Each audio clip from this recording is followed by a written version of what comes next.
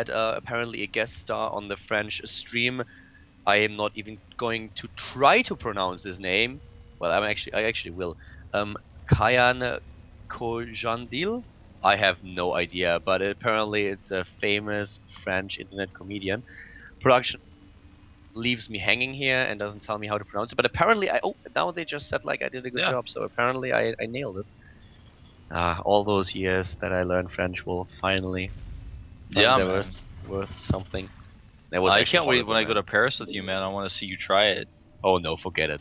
I will not try to speak French. I'm not gonna embarrass myself. I was talking to. We might have to though, because their English is not see, here's good. the thing. I was talking to one of my friends about going to Paris, and he actually lived there for a period of time, and he said that it's very important to at least attempt, or everyone's gonna be really rude to you in Paris. That's what I was told. And I'm like, well, I mean, I don't blame them. It's their language, and I get annoyed when people like just try to talk to me and don't make an effort to use English at once. So I get that, but I'm like, I guess I got to study some maybe before we go. I'm not sure what I'm gonna do. Well, okay, I promise that before we go to Paris, I will actually have a look at my old books again, and I actually spent some time in Germany before I go to Paris, and I will have a look at my old books and will just try to refresh my memory with the basics. I mean, I can still understand some French, and then we'll be fine. We'll order a baguette every now and then, get a few croissant or chocolate. Listen, man, all you have to do is just go up there and just say baguette. No, man, I actually no. And they're gonna give us a baguette, man. I actually know. I mean, my French is not that bad. I'm just really embarrassed to speak it because I didn't do that for years, and I know that my grammar will be horribly off. We just had a horrible French teacher that ruined French for me. I'm really sorry for that. And with the English, I had an awesome teacher. She was a dragon, but man, she taught us English. She knew how to do that. Anyway, back to StarCraft. We have LucifroN now starting things off with not only the command center first, but then heading into the double barracks. And on the other hand, with Parting at the bottom left of the map here in Cloud Kingdom, we don't see too much aggression just yet, but him with a 1 gate into expand and then the core. Yeah. Very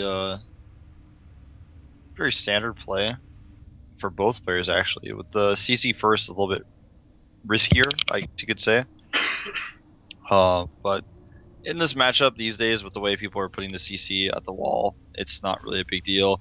Very late scout here for Parting, so he's not going to be aware until just now what he's facing. Yeah, it goes up and he's like, oh, well, you already have the command center done. You're going into orbital now? Alright, so I guess that you started with the command center first here. And I'm interested to see if Parting is actually changing his build a little bit and adapting to what he just scouted. He may, you know. By the way, everybody has learned this zealot trick on the ramp now. I'm so happy to see, because SCVs were lasting too long in people's base as long as they were getting away. Now everybody does that micro trick on the ramp to make sure the SCV gets hit twice by the zealot. Really cool to see. So both players are actually completely in the know of what their opponents are doing. That SCV taking a risk. He wants to poke that. Oh wow. And it pays dearly with his life. Well, you know, he poked that pylon. I'm like, well, listen, man, is that really necessary? Do you really want to poke that pylon? Is that for you? Yeah. They're like just these rules that you have. You don't tamper with a. You don't poke the pylon. You don't poke the pylon. You don't hassle the Hoff. Just these things that's just something you don't do. Yeah. Absolutely not. It's against the rules, and he paid dearly. And look at that. Main base for Parting. Suddenly 3 additional gates. Look at this guy. Chrono boosting his core now as well. Wanting to get this warp gate research out there as fast as possible.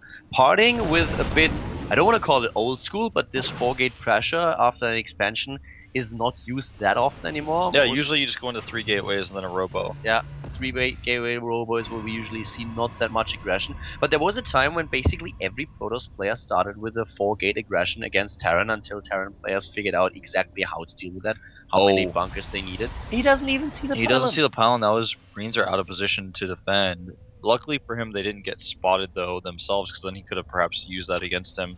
This run-by could do damage. This probe though looks like it's going to see it at the watchtower. Or that's actually a stalker. A stalker. Did the stalker see it? I don't think so. No. Uh-oh, there's going to be a lot of damage done here.